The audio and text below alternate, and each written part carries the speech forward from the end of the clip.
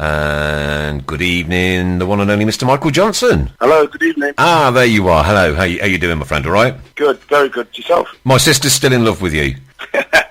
I met you in the George. I met you in the George last year and told you all about her. I handed you a phone just after the cup final, and you sat there in the cop talking to her, and she was like jelly. She's been like jelly ever since. And when she knew that you were on the show tonight, she's texted me saying, "Where's my bloody invite?"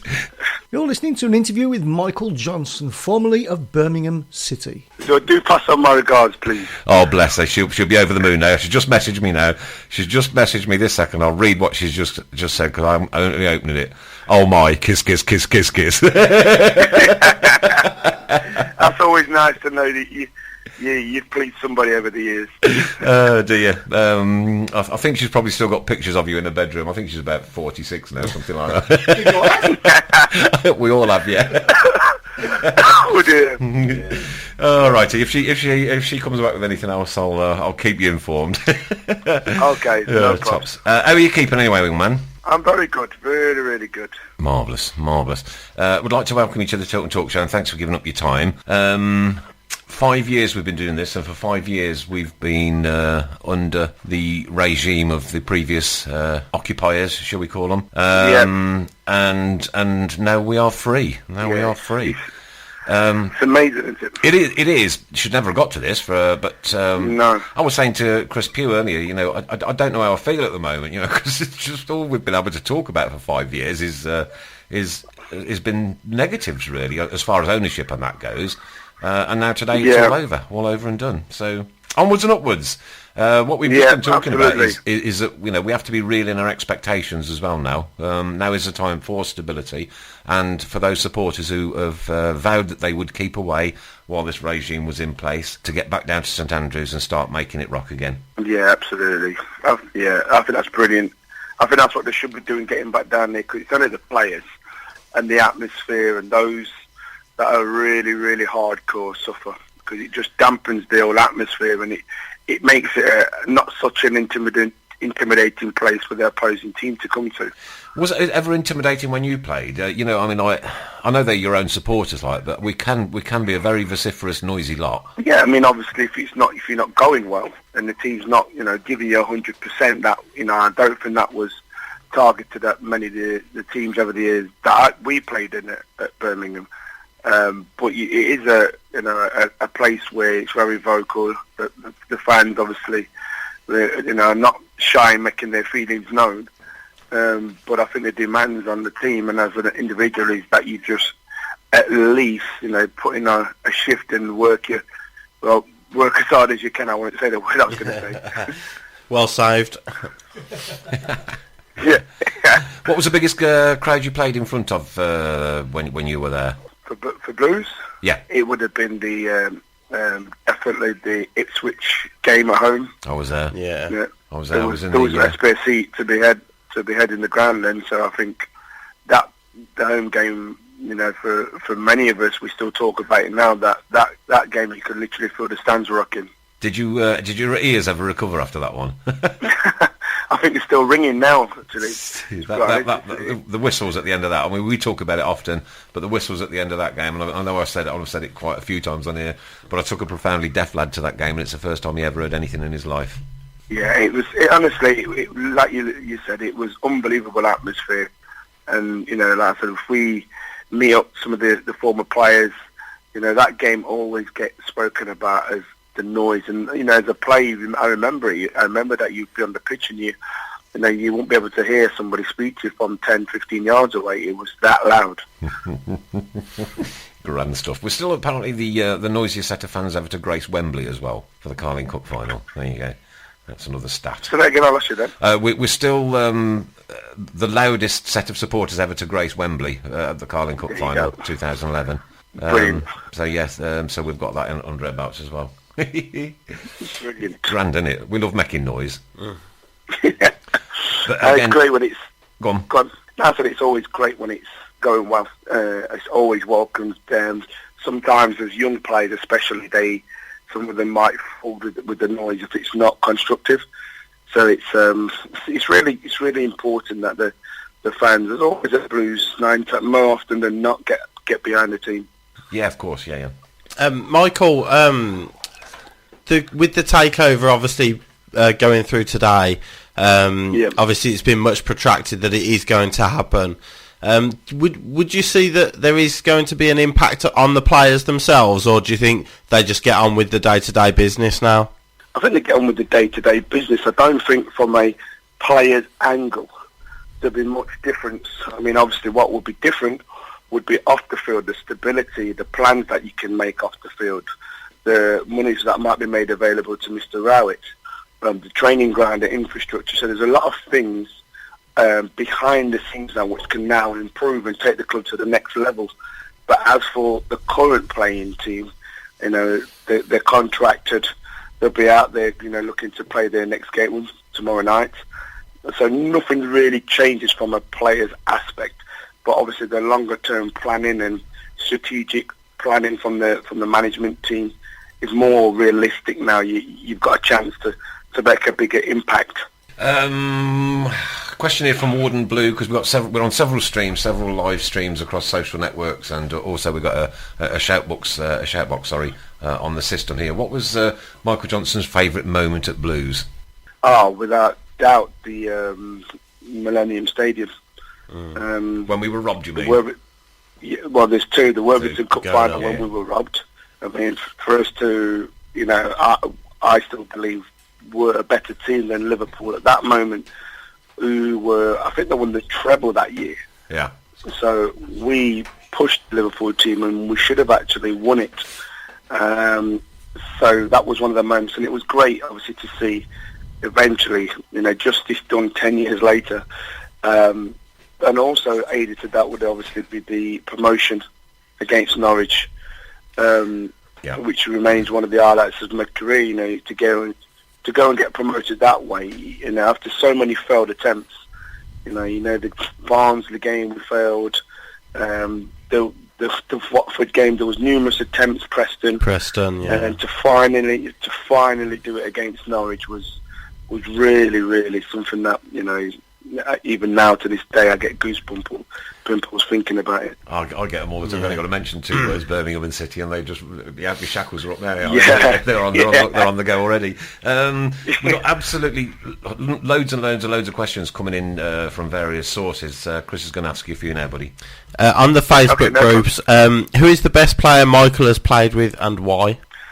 Well, the best player I played with at my time at Blues has to be Dougarry. You know, Christoph. Yeah. Christoph was, you know, unbelievably talented. And tall. He was, tall, good looking as well.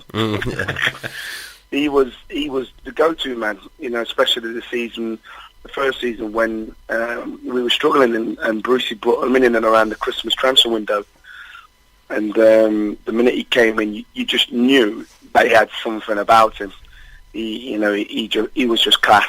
Training, you know, he would score wonder goals, and obviously out on the pitch, you know, it was one of those. He was that good that at times the management said, you know, we'll defend with 10, allow Christoph to do what he wants, and when you win the ball back, just look for Christoph. And he's a World Cup winner, you know, so he was top draw.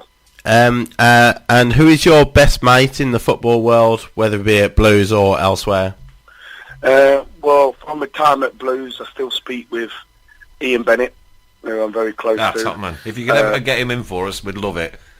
Ben Skinsbury, I definitely have a word with Ben. He's top man. Paul Devlin, I'm godfather. Yeah, Paul's been in. So, you know, probably Paul Devlin, Jeff Horsfield, I still speak to a lot. Dealey, I think what happened was that, you know, my time at Blues, I forged such a good team bonding and team spirit with a lot of the guys. Andy Johnson, I still speak to all the time, is that we've remained friends after football's finished. That's lovely.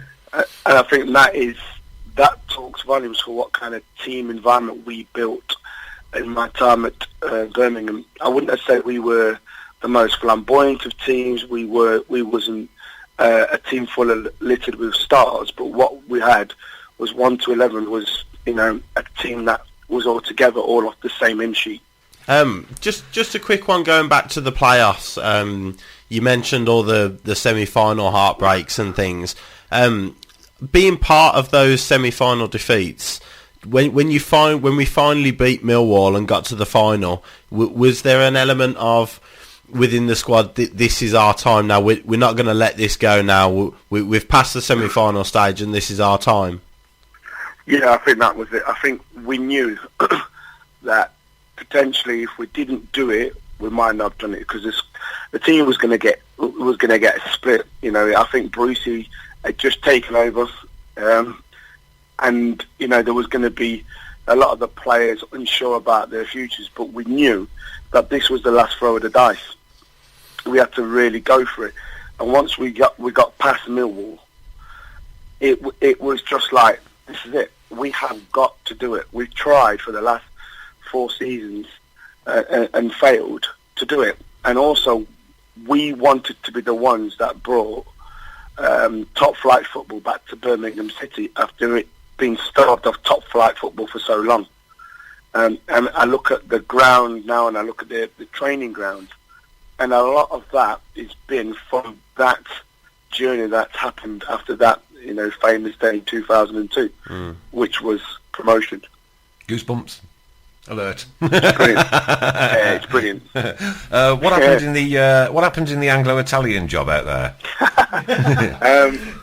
I always get asked that question. I tell you what happened was we I think we were 1-0 up, and Tatey being Tatey wound 1 or 2 players up, and they started to get really nasty in the last 20 minutes. And I mean, spitting at people, standing on people, showing players six studs. It was a nasty, elbowing players off the ball.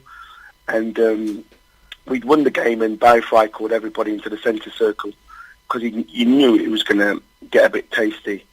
There was one player missing, and as we looked, and when you go out, when you play abroad, some of the stands, the change rooms, you go up the stairs and then you get the canopy. So as you go up the stairs, you lose sight of the players. And just as we were counting up, one of the players looked, and there was big Liam Dage going up the stairs on his own, surrounded by their team. So it was, somebody's missing. We looked Dacey. Now the first person off was Tatey. Tatey was legging it, quickly followed by Dave Bart, Dave Howard at the time. There was myself, and as we got to the top of the stairs, there was Big Dacey surrounded by what seemed, an army full of Italians ready to jump on him. Yeah. And if you know Captain Marvellous, you don't mess with him. And he didn't take no prisoners. He just said, if you're going to come for me, somebody's having it first. And that was it. It just went on. It was a free-for-all. John, are you still banned in Italy? Well, the funny thing was, I went there 2 years ago for the first time since '95, and I had to call the Foreign Office. I had to call CFA just to get clearance for me and my family to go. Just the 20 years. Yeah, I'm fine now to go. Brilliant stuff. 262 games for Blues, 12 goals. Yeah. Yes. Who was your first goal against? No, I cannot forget it. It was a live game against Sheffield United, and what happened was all the majority of the time, because I was quick, because I'm quick. I was always the one that was told to stand on the halfway line and make sure that there was no transition breaks from corners and set plays. And Trevor kept saying, because you got a leap, why don't you get yourself up there? And I did, and it wouldn't come. And then, lo and behold, live game against Sheffield United, the ball just popped out to me, and I side-footed it in. And then after that, it was like a bus. You miss one, but then all of a sudden there's 3 or 4 coming along. So it was brilliant. But yeah, my first goal was against Sheffield United. And what would you say would be your best goal you scored? The best and the most memorable one, I scored a really good goal against Southend. I remember, a header which, there was a guy 6'4", 6'5" marking me, and I remember powering it in from about 20 yards out. But my most memorable one will be the one in the Worthington Cup quarter-final against Newcastle. Right, yeah. Where it was going to deadlock. We was going to go into extra time, and with about 2 minutes left, I caught a volley quite sweet, and it went past.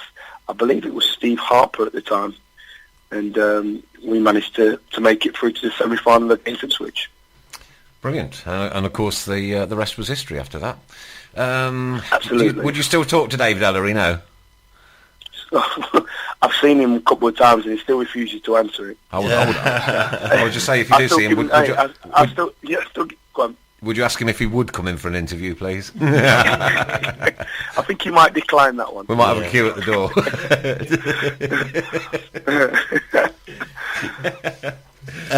Couple of questions on Facebook again, Michael. Do you remember hitting the post in the last minute of the playoff final against Norwich? And did you think maybe it's just not going to be our day? Yeah, well, that's the story of my life, inches. And I mean inches by height and inches by, obviously, the width of the post at Millennium. I remember it very clear.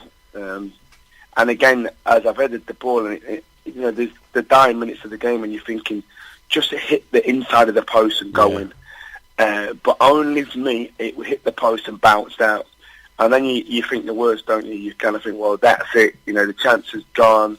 I don't know why the penalties would go, but thankfully, obviously, we managed to get over the line. That's Mr. Brown for you. He's on buttons again tonight. And obviously, this is a prevalent one at the moment. You've mentioned him before. Your views on Steve Bruce going down the road? Yeah. I mean, it's a Were you surprised, first of all? Yes, I was. And now, I'll be honest, I've been in the coaching game probably 6 or 7 years now, and it's a club that I would find very, very hard to go and work for obvious reasons. But I understand if I was going to go there, I'd probably be working potentially in academy sort of level. It's totally different when you're dealing with the kind of numbers that Steve would be. He's a manager. And I think where it's a little bit more acceptable is the fact that it's 10 years later. It's not like Alex McLeish did. God bless him. And whilst I understand the feeling of rejection from Blues fans, the feeling of lack of loyalty, you've got to understand there is a man who's going to manage a club. He's out of work, and it's a chance for him to earn a decent salary.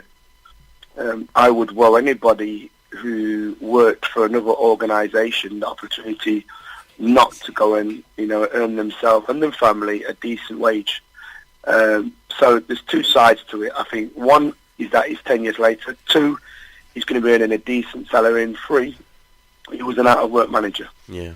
I was more surprised about Clements joining him as well, because it wasn't long ago that he was making comments about his time at Blues and had a few choice words to say about Villa, obviously. But as you say, both out of work, and obviously they enjoyed their time together at Hull. So it's very weird seeing them in that strip, though, I have to say.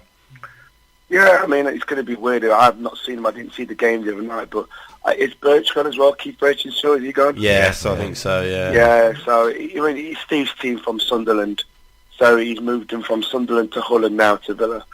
And, I understand what Birmingham City fans, the feeling, but you've got to realise that, this is a guy who wants to get back in. And he still lives in the Birmingham area, so it's a good fit for him. It's just obviously not a good fit for Birmingham City fans. If you take some down, it'd be a perfect fit for us. I mean, we've sent another over there to try and do the job. I'm surprised they didn't get Lee Clark in. Hey, you're giving away our secret mission. Yeah. Your fan club's increasing. Tracy Hemmings also sends a love to you and tells us that she's very much in love with you. Oh, God bless her. Tell her thanks. Yeah, no problem at all. I'm sure she's listening anyway. She is. She is, yeah. What are you up to nowadays then? So at the moment, I have quite a number of roles. I coach Cardiff under-23s. I'm doing an ambassadorial role for Derby County. Yeah. And I'm a board member for the League Managers Association. So I wear quite a few hats at the moment. You've got to be impartial then. Sorry? You have to stay impartial. Yeah, stay impartial and obviously, You know, for all my former teams, it's quite difficult because there's an affection for the teams that I play for, which is great. So I try and stay impartial, but sometimes it is difficult. Yeah, I can imagine. 12 games for Jamaica. Yeah. Which was the best out of that lot? For me, I played in the CONCACAF, which is like the Euros version of the other side of the world, South America. So for me to play in the CONCACAF, you know, teams like Brazil, Argentina was in it, Mexico. You know, it's something that you don't think as a footballer you're going to get to, especially when, you know, you're in the Championship and you're not quite, you know, England football level. But because of my parents who were born in Jamaica, I managed to get an opportunity to go and play, and it was brilliant. You moved on to Derby after Blues. Yeah. Did you ever come back and play against Blues? Yeah, I did a couple of times, which was really weird. Always received a good reception. Yeah, from the Blue Noses, which was really nice. But yeah, it was weird because, you know, I spent the best part of 9 years of my life there. You know, it's a long, long time, especially nowadays. You look at football, you don't see many football players spending nearly 9 years. No. So when I look back, you know, and the 9 years I spent was the main part of my career, 21 till 30 years old. So Birmingham City had the best years of Michael Johnson. All right. You make no hiding of the fact that you're a Christian. Yes. And quite often read your Facebook posts and you know, have a little bit of a deep think sometimes. Yeah, I'm a deep person. But both Chris and myself are ordained ministers.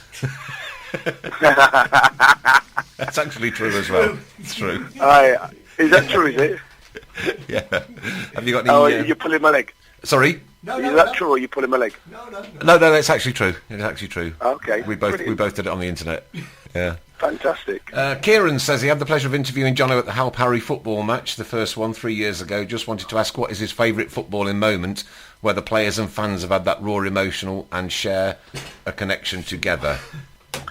I think for me, I'll always remembered for there's two. There was one when we got beaten in the Everton Cup final, and there was an image which was zoomed in on me crying on the post. No problem at all. I've got no problem with that. I do it at every game.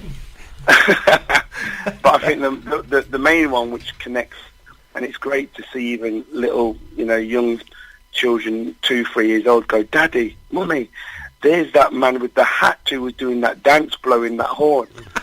And I think that's always something that will always be connected with me, is the fact that there was this bloke dancing on the Millennium Stadium pitch, blowing a horn with the hat on, with a silly hat on.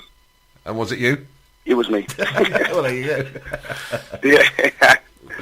Yeah. Just a few more on the Facebook page.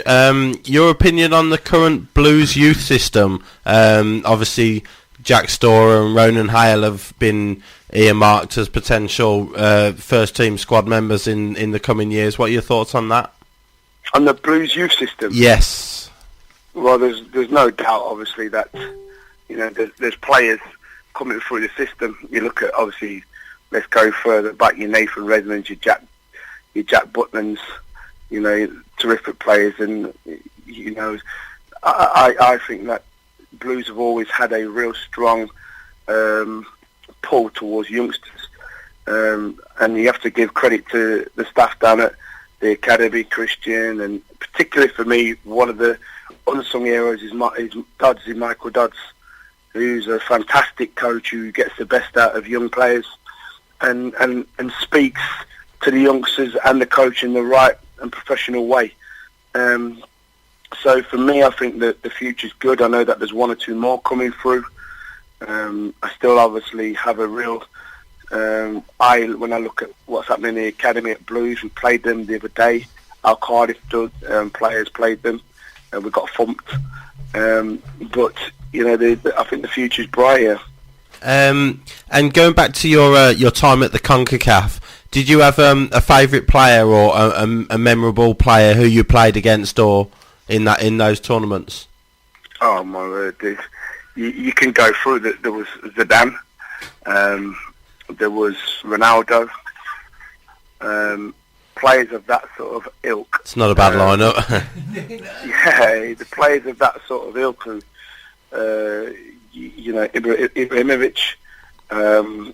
There's players that you would possibly never got close to, dreamed of playing against, that you played against, and whilst with all due respect to Jamaica, we was never going to win the CONCACAF, or it was just a great experience to go and play and pit yourselves against some of the great countries and the great players for these countries in the world. You talk about the former players who you're still in contact with from your time at Blues.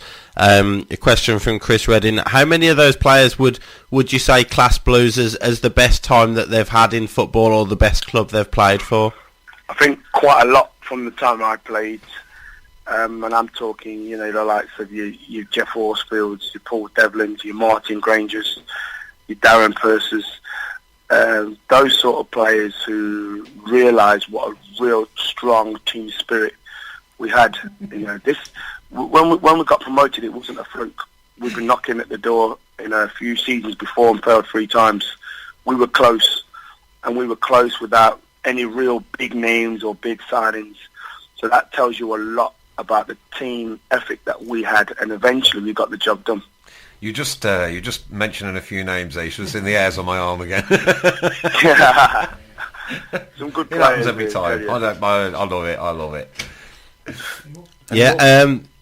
One from Paul Lilly. Not necessarily a player, could be employee, but who was your favourite person, or somebody who you always enjoyed spending time with at Blues? Oh, there's quite a few, and there's some people that are still there now. Mike Wiseman, real strong custodian of the club. His father obviously was the chairman, and sadly passed away. Yeah. I love spending time with Joe Alsop when I go back to the club now.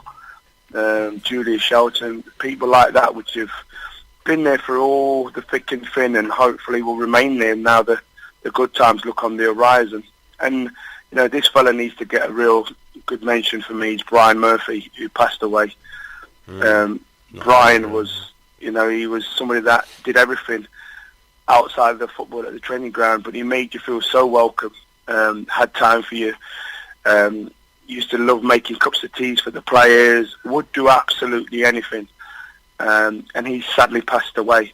But Birmingham have got some real quality people working in the background for them, who I hope will still remain, because they've been through the last 5 years where it's been really, really dour, and hopefully now they get a chance to share some of the good times.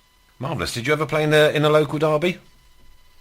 I came on a sub couple of times. Obviously, the Enkelman and the one in Lincoln's Foot spring to mind. I watched it again today. It was. I remember watching it at the time and just thinking, what, these guys here don't fancy it as much as what we do. Yeah. But I remember, and Paul Devlin always speaks about, there was quite a bit of media attention for Villa, in the build-up to those games. At the time, they'd spent more years in the Premier League than us, and Melborg was, in the press, spouting off that it was going to be easy and this and that, and we were in the tunnel before the actual game and at Villa Park, and you just knew from the team spirit, the noise that we were generating in that tunnel, that every man in that squad, not just the team, were up for this, and they didn't want to know. They didn't want to know, and that transpired and spilled out into the pitch, and we quite rightly, done the double that year. Well, you're obviously aware that we've got one looming in a couple of weeks' time. Yeah. Capped at 25,600 now, I believe. Somebody's released an extra 600 tickets, so it's a capped game, so that we're not going to get a capacity, which is a bit unfortunate, really. But you can understand that after what went on at the last meeting. Are you going yourself? I'm not quite sure yet. Probably not now. You've told me that there's capped. Yeah. But yeah, I mean, it's one of those games that everybody will have an eye on. It's a massive game, for not only for the bragging rights of the players, but bragging rights for the supporters. We are well aware that this is team. Families will probably be divided for the 90 minutes. Are you really genuinely well aware of that, though? Yes. Yeah. Yes. Especially, like, even when you play, is it in your mind? Yes. Right. No, not so much when you're playing, but in the build-up, you are well aware of what it means to the city. Because this one means everything to me. Everything. Yeah, and there you go. And that's why, as a player, you got to turn up that game. It's not for the faint-hearted. It's not for those that gonna shy away from their responsibilities. This is a game here which requires men to go out there and perform for 90 minutes.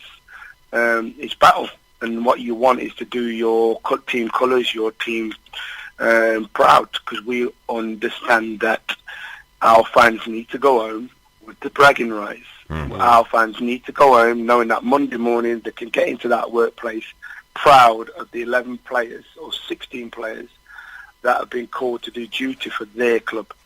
Yeah, I think obviously there was the derby last year in the cup as well, but we had that. Even though we lost the game, Blues fans had that feeling coming out of the game as well. So, but now we're on the level playing field. I think there is more of an emphasis on the result as such this time round. Yeah, definitely. I mean, and I'm going to say this in the right way. I don't really care about Villa's history. So no, nor me. When have they got a history? No. Well, there's been one or two comments on my Twitter page about, this is what we've done in the past. Yeah, well, I just keep reminding them, Michael, that they've won a catering award since 2000. Since the year 2000, they've won a catering award. Nothing wrong with a catering award. No, we do have the chief caterer in with us tonight. But going on, obviously, to this game here, it's about us being the top team in the West Midlands at the moment. Obviously, West Brom are in the Premier League, but the West Brom and the Birmingham rival is there, but it's never as tense as Aston Villa. So it's great bragging rights to make sure that they know their place.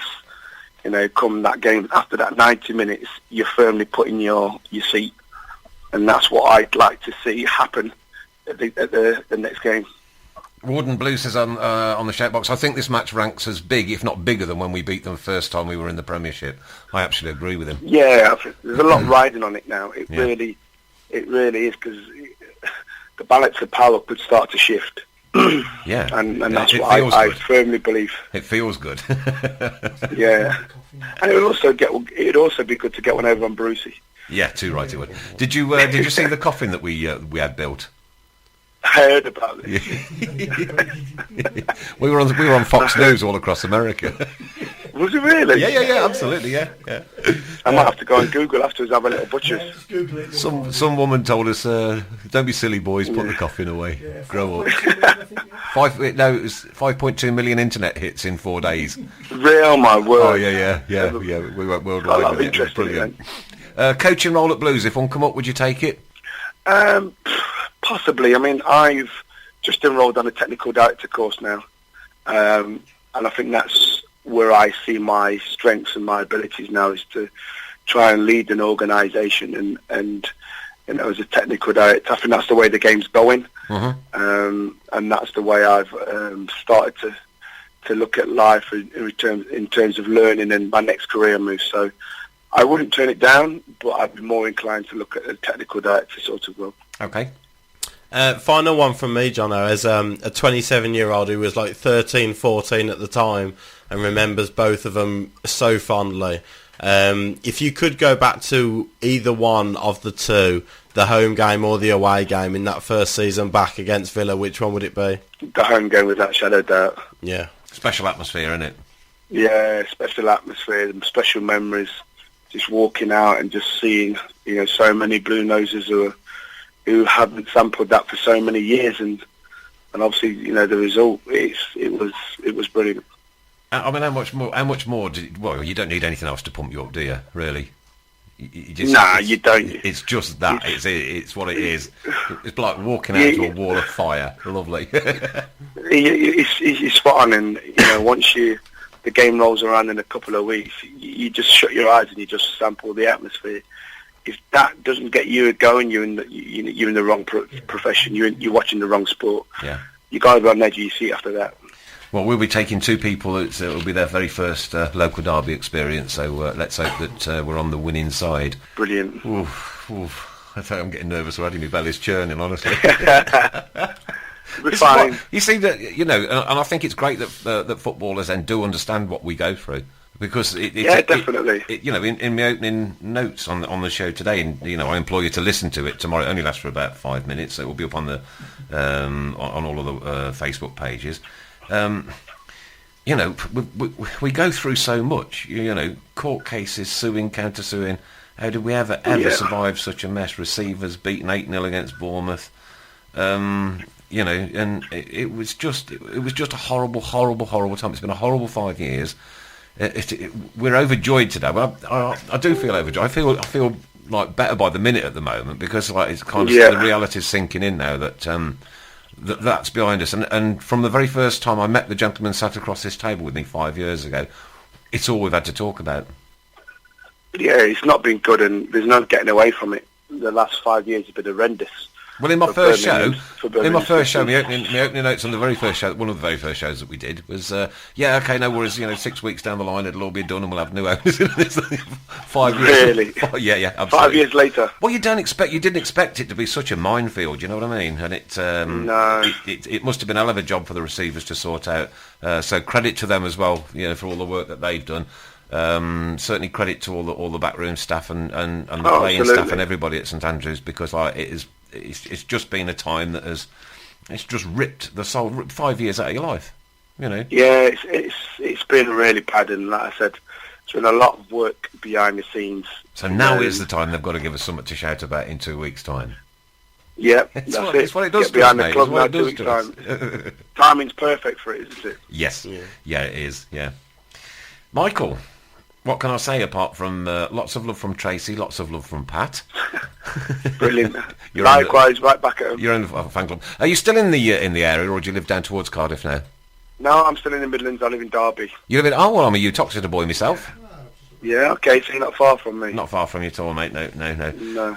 If ever you want to lift in on a Monday night and come and do this live, I'd be only too pleased, kid. Okay, as long as you're driving. I'll drive, mate. I'll drive, but my sister's going to be here. Brilliant. And wasabi peas. We have wasabi peas for our special guests. Oh, dear. Dear. Brilliant stuff, Michael. Michael, absolute pleasure to speak to you tonight. All the best with everything you're doing. Yeah. Thanks ever so much for being part of the Talk and Talk show. I would like to make it a live one day, and if you can get hold of Benno or any of the other crew. Yeah, definitely. Get hold of Benno or any of the other crew.